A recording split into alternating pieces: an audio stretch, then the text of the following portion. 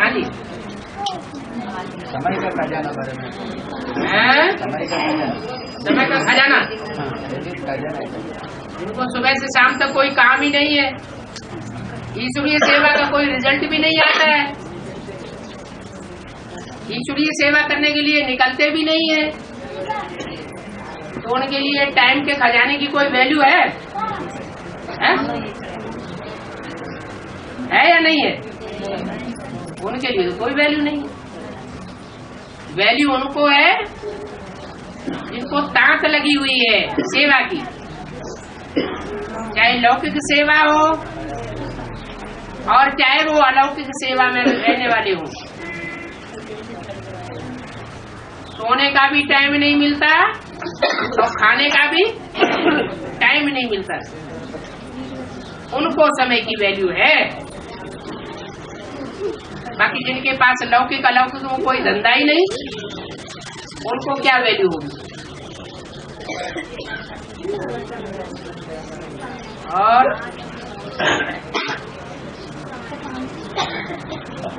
एक कहावत है, हाँ जी, हाथी सोते हैं उसका स्वप्न में सिंह आता है तो हाथी मर जाएगी। हाथी सोने का टाइम उसका स्वप्न में सिंह अगर आए तो हाथी मर जाएगी। हाथी रूपी महारथी इस ब्राह्मण परिवार में कौन है? जिनके कान बहुत बड़े बड़े हैं, बहुत सुना है, जिनका माथा बहुत चौड़ा है, इतना बुद्धि विशाल है चौड़े माथे वाली कि दुनिया को कंट्रोल किए बैठे हैं। ऐसे बड़े बड़े महारथी रूपी हाथी अगर उनके स्वप्न में और संकल्पों में जो भारतीय स्टाम्प में 3 शेर दिखाए जाते हैं, उन शेरों में से जो ऊंचे से ऊंचा शेर है, अगर वो स्वप्न और संकल्पों में आ जाए और आता रहे तो उनकी अनिश्चय रूपी मृत्यु निश्चित है। उनको कोई नहीं रोक सकता, आज नहीं तो कल उनकी मौत सामने खड़ी हुई है। और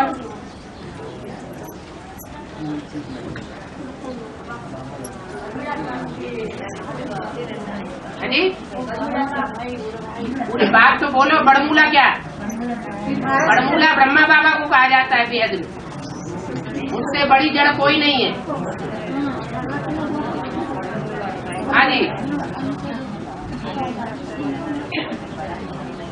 अरे संगी साथियों के कान में कह दो तो वो बोल दे। और बाबा कृष्ण जब जन्म होता है, हाँ जी, पाँव से जन्म लेते हैं, लेकिन सिर से नहीं लेता है ना। है? सिर से नहीं जन्म होता है, उनका पाँव से जन्म होता है। सर ऊंचा या पाँव ऊंचा है? सर ऊंचा होता है या पाँव ऊंचा होता है?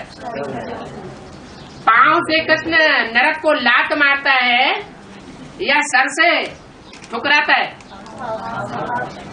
पाँव से लात मारता है, माने बुद्ध रूपी पाँव है जो पहले इस दुनिया से वैराग पैदा करता है, इस दुनिया को लात मार देता है। पहले पुरानी दुनिया से वैराग, फिर नई दुनिया से राग। अगर इस पुरानी दुनिया से वैराग नहीं होगा, इस पुरानी दुनिया को बुद्धि से लात नहीं मारी है, तो नई दुनिया से, नई दुनिया बनाने वाले से प्रीति पैदा नहीं हो सकती। इसलिए कृष्ण का जन्म पांव की ओर से पहले दिखाया जाता है। क्यों?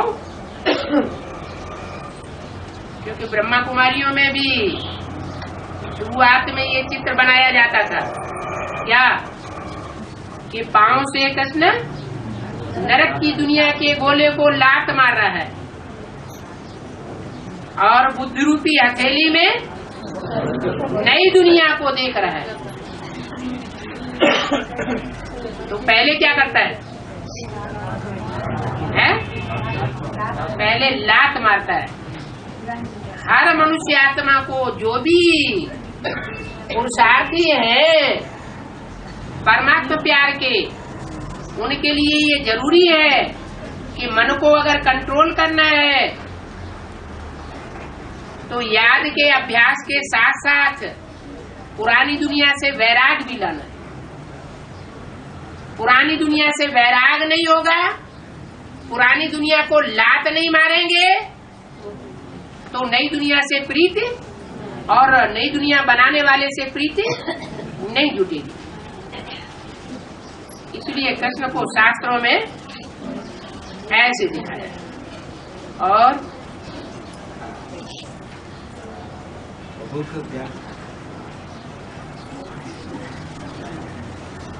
कह तो दिया प्रभु के प्यार क्या होता है, अभी नहीं बताया।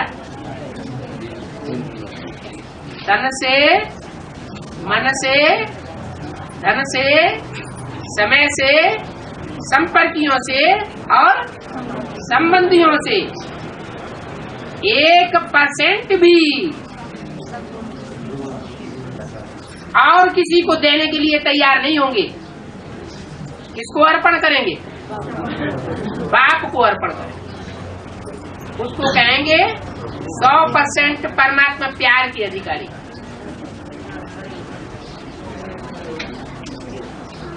नहीं तो फिर नंबरवार की लिस्ट में आते हैं।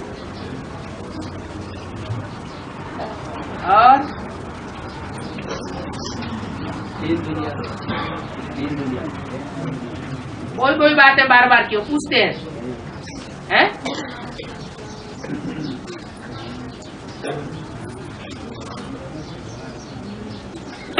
अभी सुनते, अभी भूल जाते। कर्मातीत में हाँ, बाप दिव्य दृष्टि से कृष्ण का जन्म दिया। दिव्य दृष्टि से कृष्ण का जन्म दिया बाप ने? बाप मीन्स क्या है? कृष्ण का बाप। अरे कौन सा कृष्ण है? सत्युगी कृष्ण? सत्युगी कृष्ण। सत्युगी कृष्ण का जन्म दिव्य दृष्टि से दिया। दृष्टि से नहीं, दिव्य दृष्टि से। दिव्य दृष्टि से कैसे? कैसा कृष्ण का जन्म हो गया? वाइब्रेशन।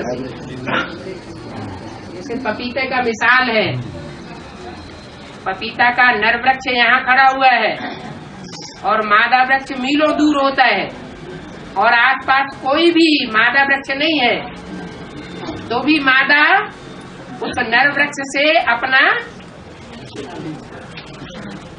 जो पोषण है फल देने का वो खींच लेती। तो जब जड़ वृक्षों में भी इतनी पावर है तो जो चैतन्य मनुष्य आत्माएं हैं उनमें ऐसी पावर नहीं आ सकती कि भले इन आंखों से देखे भी नहीं, इन कानों से बात सुने भी नहीं, मुख से उनके साथ बोले भी नहीं, तो भी दूर बैठे बैठे इतना प्यार हो, प्यार का इतना गहरा आकर्षण हो कि गर्भ को धारण कर ले।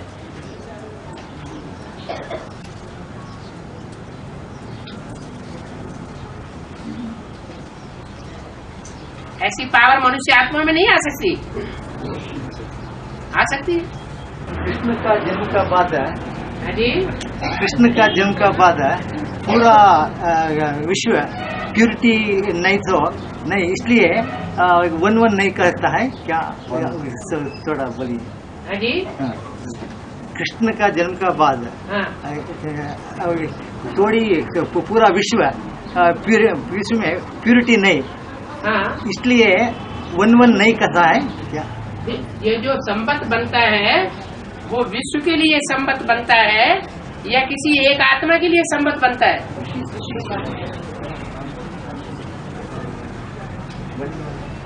जो ईस्वी संवत है, अभी चल रहा है 1905, अथवा जो विक्रमादित्य संवत है या जो शक संवत है, वो सारी दुनिया की मान्यता के लिए होता है या कोई एक आत्मा के लिए होता है? बोलो तो। सारी दुनिया की। अरे जो पूछ रहे हैं उनसे उनकी समझ में तो आने दो। संबंध जो शुरू किया जाता है वो एक के लिए होता है या सारी दुनिया को फॉलो करने के लिए होता है? एक के लिए होता है, एक ही मानेगा, सारी दुनिया उस संबंध को नहीं मानेगी। है सारी दुनिया संबंध तो सारी दुनिया के मानने के लिए होता है ना, तो एक कृष्ण की बात नहीं है। जो भी है ऐसी स्टेज में जन्म लेने वाले, जो कृष्ण जिस स्टेज में जन्म लेता है वो सबकी बुद्धि के सामने ये बात प्रत्यक्ष होने लगी। सारी दुनिया उस पैराडाइज को मानने लगे। जो अंग्रेजों में भी मान्यता है पैराडाइज की, मुसलमानों में भी मान्यता है जन्नत की, उनके शास्त्रों में वर्णन आया है। तो वो शास्त्रों में जो वर्णन आया है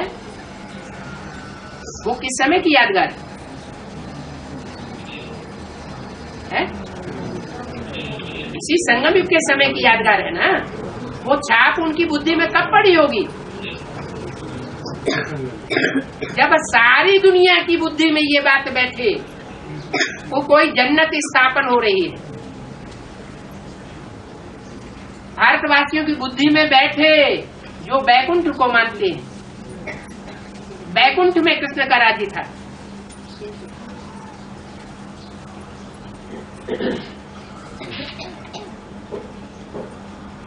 तो सभी मानेंगे, एक की बात नहीं है। नरक की दुनिया के बीच स्वर्ग का वर्षा देता हूं। प्रैक्टिकल वर्षा देता है या सिर्फ मन से समझने की चीज है? जैसे सन 76 के लिए बोला नई दुनिया स्थापन हो जाएगी, पुरानी दुनिया का विनाश हो जाएगा, ऐसे बोला क्या? वो तो शुरुआत की बात बोली, लेकिन भगवान आया है प्रैक्टिकल में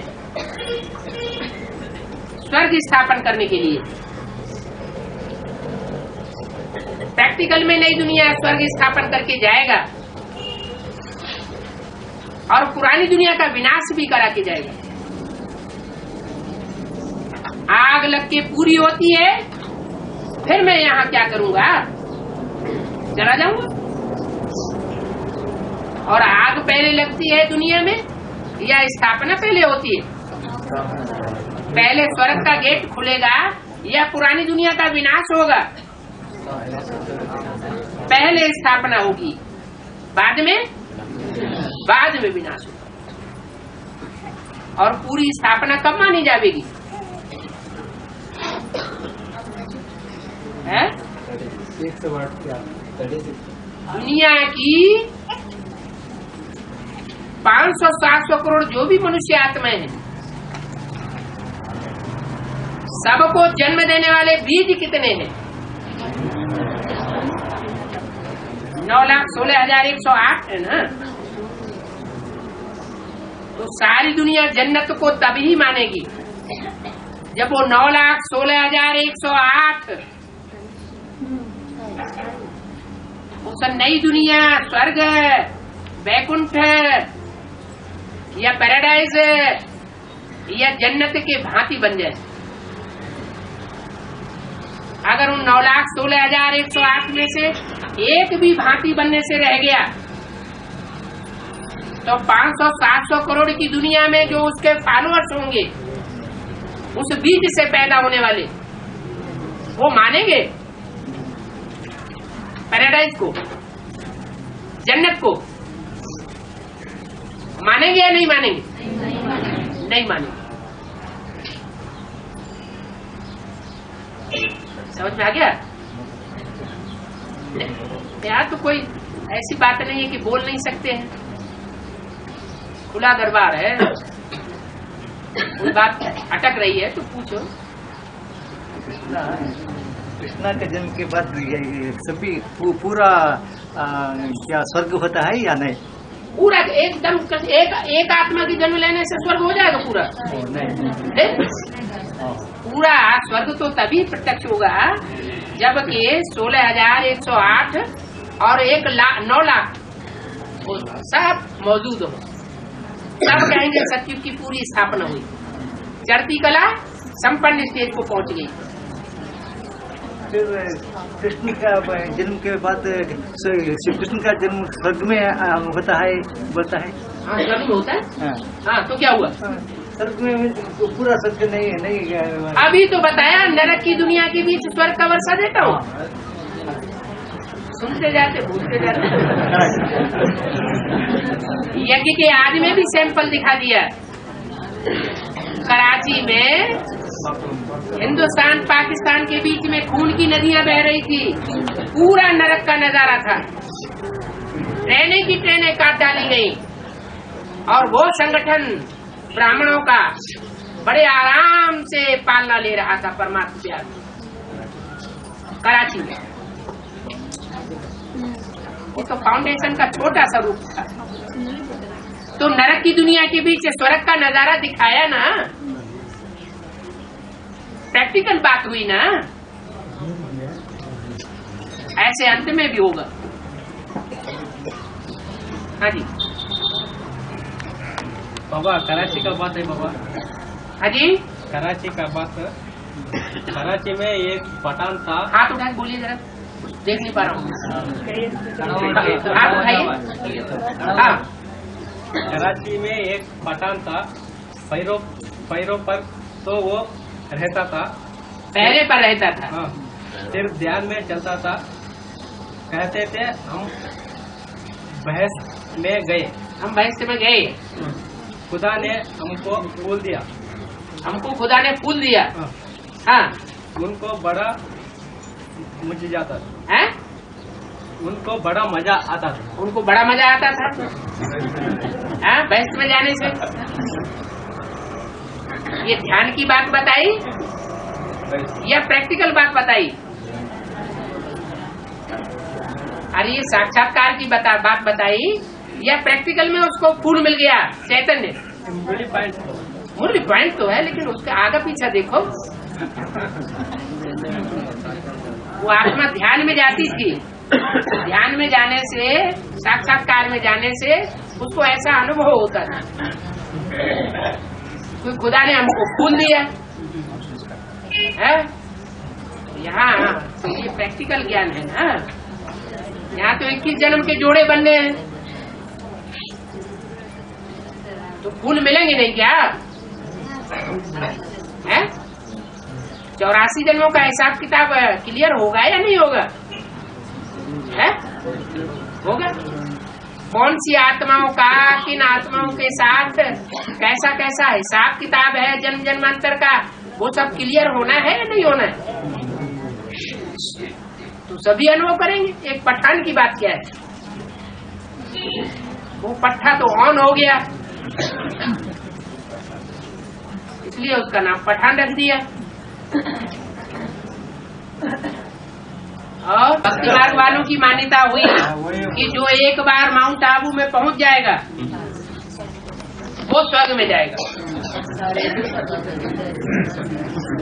तो वो मान्यता उन्होंने काबा के लिए लगाई हुई है कि वो काबा में पहुंच करके फिर बाद में भले जहाज में डूब जाए मर जाए, लेकिन वो जन्नत में जाएगा। है बात कहाँ की? काबा की बात नहीं है, यहाँ की बात है।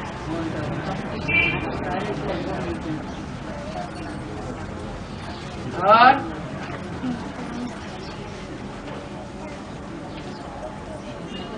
बाबा 76 में जो बाप का प्रत्यक्ष करने का जो बीज रूप आत्मा है वो अष्टयोग की लिस्ट में आते हैं और नहीं आते? जो देव होंगे जो भी देव होंगे वो 84 जन्म लेने वाले होंगे, सूर्यवंशी होंगे या कोई और वंशी होंगे, और फर्स्ट क्लास सूर्यवंशी होंगे या परसेंटेज वाले होंगे। तो जो सूर्यवंशी हैं वो देवता बनते हैं, उनको ही पक्का देवता कहा जाता है। जो चंद्रवंशी होंगे उनकी तो 2 कलाएं कम हो गई। उनके मुकाबले जो कम जन्म लेने वाले हैं या थोड़े ज्यादा जन्म लेने वाले हैं लेकिन 84 जन्म लेने वाले नहीं है, वो भी उतरती कला के चंद्रवंशी हुए या सूर्यवंशी कहे जाएंगे। वो भी उतरती कला के चंद्रवंशी हुए, माने 83 जन्म लेने वाला ही क्यों न हो, वो भी पक्का ब्राह्मण सो पक्का देवता नहीं कहा जाएगा। पक्का देवता 84 जन्म लेने वालों को कहा जाता है। उन 84 जन्म लेने वालों की लिस्ट में जो सूर्यवंशियों की बीज रूप आत्माओं का मुख्य जखीरा होगा 12 का माला में, उस जखीरे में मुख्य आत्मा कौन सी होगी? है सूर्य। तो सूर्य देवताए नमः कहा जाता है या नहीं? उसे देवदेव महादेव कहा जाता है या नहीं? फिर देवों की लिस्ट में क्यों नहीं आएगा? और बीज रूप आत्मा बाप का प्रत्यक्ष करने का निमित्त है, बाप का प्रत्यक्ष करने का जो निमित्त है बीज रूप आत्मा, उसमें विदेशी विदर्भ में है, कौन? अष्टदेव उसमें आते हैं नहीं है? 76 में वो नष्टदेव की लिस्ट में आ सकते हैं, अष्टदेव की लिस्ट में नहीं आ सकते। हाँ जी।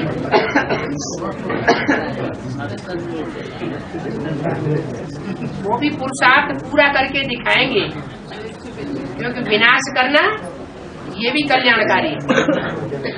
कचड़े का विनाश करना है, फूलों का विनाश नहीं, फूलों के बगीचे का नहीं। ये काम अगर करके दिखाएंगे तो वो भी 84 जन्म लेने वालों की लिस्ट में सूर्यवंशियों में आ जाएंगे। और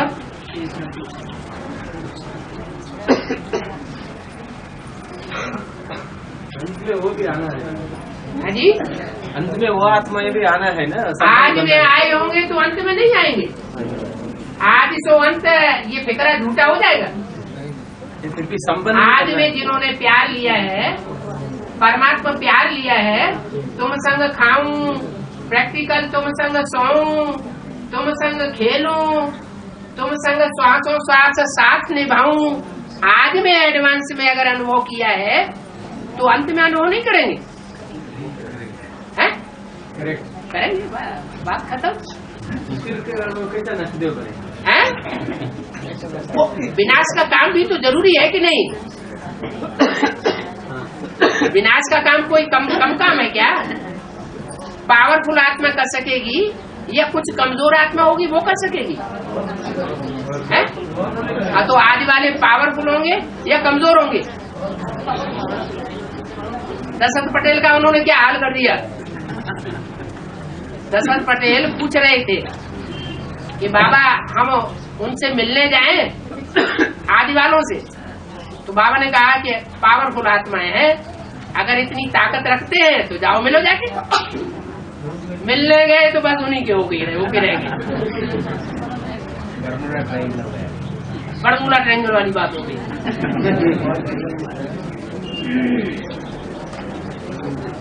हाँ जी, हमने बीके सेंटर में गया था। हाँ जी, उन्होंने बोला हमारे पास भगवान नहीं तो देश विदेश में इतना सेंटर हो रहा है। हाँ। और बहुत लोग आ रहे, ऐसा क्वेश्चन मुझसे पूछा। ऐसे पूछा?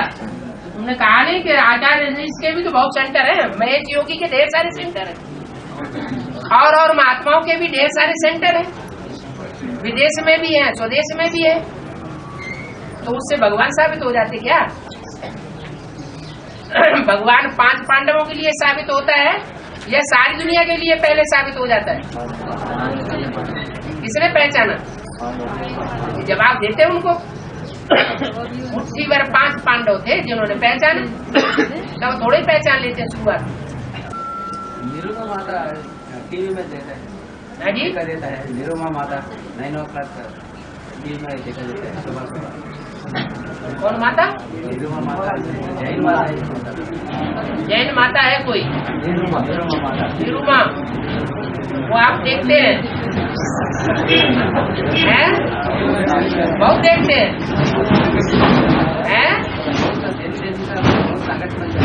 बहुत संगठन चल रहा है, वो भी देखते हैं? संस्कार टीवी में देखते हैं? पैसे देते होंगे लाखों लाख। यहाँ तो एडवांस पार्टी ने संस्कार टीवी और आस्था टीवी से बात की तो वो पैसे मांगने लगे, 2 लाख दो, 4 लाख दो। अब यहाँ तो बाबा की मना है, जब तुम्हारे पास सच्चाई है तो तुम काहे के लिए ईश्वरी यज्ञ के पैसे उन लोगों को झोंकोगे? वो तो बर्बाद कर देंगे उस पैसे को, पता नहीं किस काम में लगाएंगे। एडवर्टाइज में क्यों खर्च करना? एडवर्टाइज करना ये विदेशियों का काम है या स्वदेशियों का काम है? हमारे पास लट्टू पेड़ा बढ़िया माल के बने हुए हैं तो लोग अपने आप आएंगे। क्या मेले मलाखड़े करने की जरूरत है, दिखावा करने की जरूरत है? हाँ जी, रुद्राणी। रुद्र होगा तो रुद्र के रुद्राणी भी होगी। रुद्र का पाठधारी कोई महाकाल होता है कि नहीं है? महाकाल होता है तो महाकाली नहीं होगी फिर क्या है? नहीं बोल रहा है तो बैठने से क्या फायदा है जी? लगता है कि कैसे सुनते नहीं है रिसेंट। हाँ, इसीलिए तो कह रहा हूँ कि रिसेंट जो कैसेट चल रही है, जो मुरलियों की व्याख्या चल रही है, वो रोज नहीं सुनते हैं। नहीं सुन रहे हैं ना, इसीलिए पूछ रहे हैं। सबके सामने काहे के लिए अपनी प्रत्यक्षता कर रहे हैं? बाबा की मुरली रोज पढ़ना चाहिए। क्या भले गीता पाठशाला में न भी जाना हो पाए, कोई कारण या कारण जीवन में जाना न भी हो पाए, तो कम से कम अपने घर में बैठ करके बाबा की वाणी जरूर सुनना चाहिए। क्योंकि बोला है मुरली से प्यार माना मुरलीधर से प्यार। अगर मुरली से प्यार नहीं तो मुरलीधर से प्यार नहीं, फिर रिसेंट मुरली की क्या वैल्यू रह जाएगी? बाबा ने क्या बोला वो किसकी बुद्धि में आएगा? बाबा ने क्या बोला, बाबा ने क्या लिखा, हमारे लिए चिट्ठी में क्या लिखा, ये गोप गोपियों की बुद्धि में आएगा या दूसरों की बुद्धि में आएगा? जो गोप गोपी के रूप में गुप्त पुरुषार्थी होंगे उनको लगन लगी हुई होगी कि बाबा ने क्या बोला।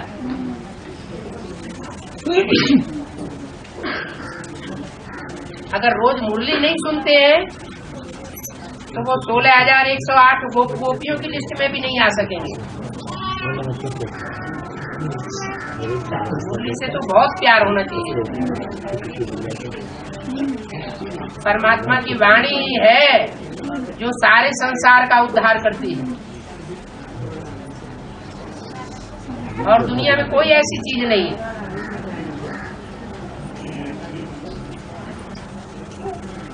याद की यात्रा है वो भी वाणी के ऊपर आधारित है। जितना गहरा ज्ञान होगा उतनी याद की यात्रा भी गहरी होगी। ज्ञान नहीं होगा तो याद भी अच्छी नहीं लगेगी। ज्ञान माने ज्ञान, जानकारी। अरे कान में फुसुर फुसुर क्यों कर रहे, बोलो ना। सभी लोगों को मन में है, सभी लोगों को हमारा हिंदी भाषा हमको हिंदी भाषा नहीं आता है। अच्छा, तो हिंदी भाषा आसपास बैठे हुए जानते हो, उनके कान में बता दो।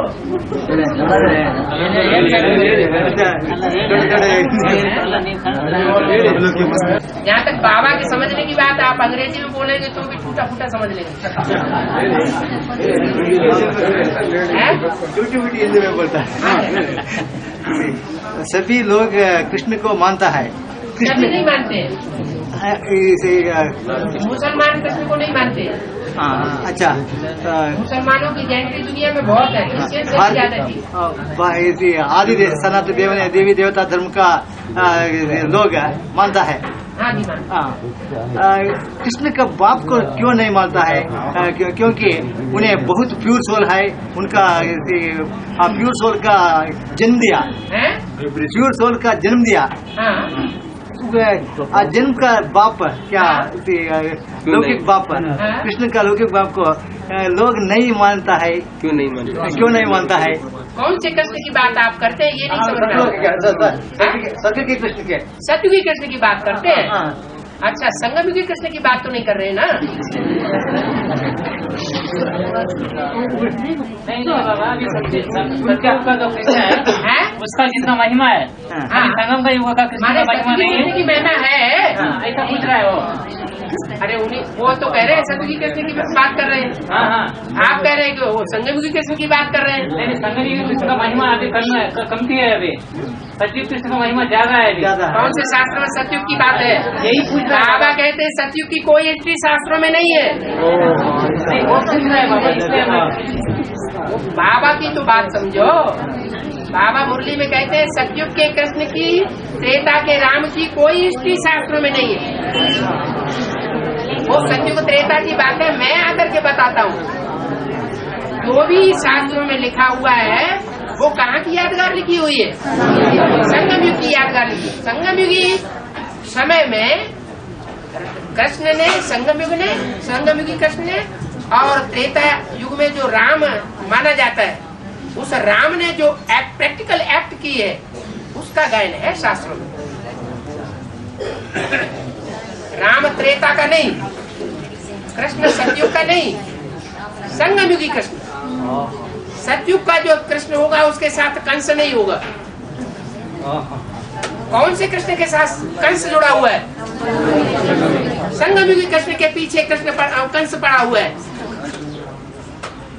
संगम युगी शंकर के पीछे भस्मासुर पड़ा हुआ है। संगम युगी राम के पीछे रावण पड़ा हुआ है। अच्छा क्लैरिफिकेशन हो गया कि कृष्ण राज्य गायन नहीं है, कृष्ण राज्य का गायन नहीं है, राम राज्य का गायन है।